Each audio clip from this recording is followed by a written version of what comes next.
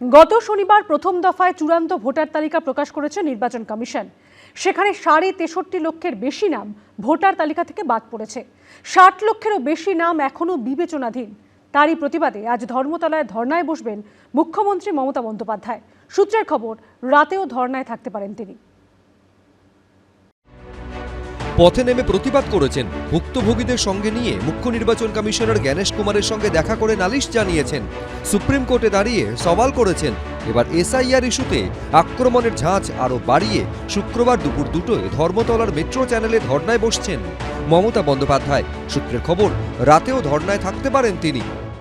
আমরা আছি কলকাতার মেট্রো চ্যানেলে এবং মেট্রো চ্যানেল কলকাতার কার্যত হৃৎপিণ্ড। সেই জায়গায় এইভাবেই মঞ্চ তৈরি করা হয়েছে। মূল মঞ্চ যেখানে মমতা বন্দ্যোপাধ্যায় ধর্নায় বসবেন, সেই মঞ্চ এভাবেই 3 রঙে চাঁদোয়া দিয়ে সেজে উঠেছে এবং সেই মঞ্চ তৈরির কাজ চলছে। মঞ্চের দুদিকে একটা বড় পরিসর ফাঁকা রাখা হয়েছে, যেটা নেতা মন্ত্রী যারা আসবেন সেখানে তাদের বসার জায়গা হবে।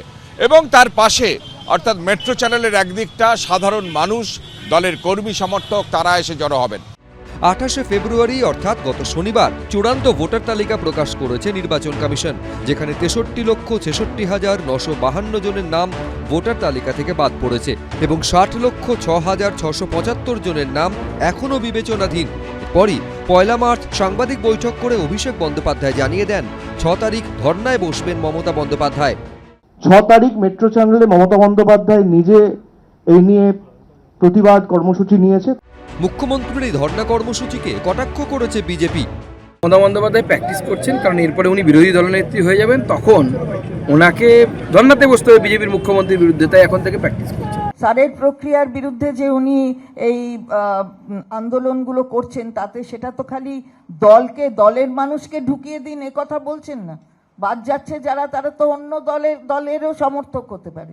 তাহলে গোটা সব মানুষকে নিয়ে তার আন্দোলন, প্রতিবাদটা যখন তিনি গোড়ার থেকে করেছেন, বিরোধীতে যখন ছিলেন তখন থেকে যে প্রতিবাদ করেন, আজও অন্যায়ের প্রতিবাদ করেন, মাটিতে থেকে করেন, রাস্তায় থেকে করেন। মেট্রো চ্যানেলে মমতা বন্দ্যোপাধ্যায়ের ধর্ণা অবস্থান নতুন নয়। বিরোধী নেত্রী থাকাকালীন সিঙ্গুরে জমি অধিগ্রহণের প্রতিবাদে এই মেট্রো চ্যানেলেই অনশনে বসেছিলেন মমতা বন্দ্যোপাধ্যায়। মুখ্যমন্ত্রী হওয়ার পর 2019 সালে সারদা মামলায় তৎকালীন পুলিশ কমিশনার রাজীব কুমারের বাড়িতে সিবিআই হানার প্রতিবাদে এই মেট্রো চ্যানেলেই আচমকা ধর্নায় বসেন তিনি।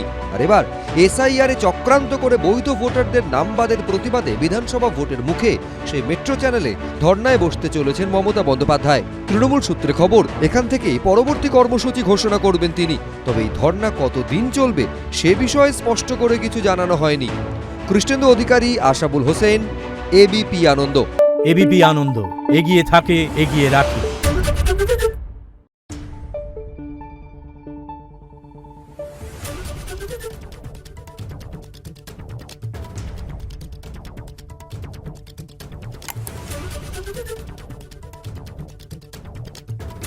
Thank you.